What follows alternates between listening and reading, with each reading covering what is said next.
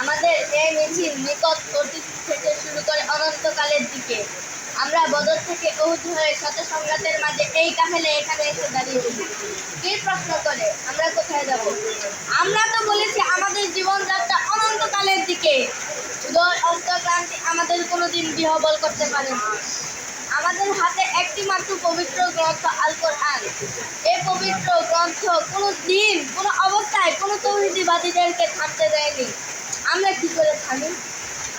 আমাদের দেহ ক্ষতবিক্ষত, আমাদের রক্ত সবুজ হয়ে উঠেছিল মোতার প্রান্তরে। পৃথিবীতে যত গোলাপ ফুল ফুটে তার লাল বর্ণ আমাদের রক্ত, তার সুগন্ধ আমাদের নিঃশ্বাস বায়ু। শহীদদের চেহারায় কোনো ভিন্নতা নেই। শহীদ আবু সাইদ, শহীদ রিফাত, শহীদ মীর মুগ্ধ, শহীদদের চেহারায় কোনো ভিন্নতা নেই।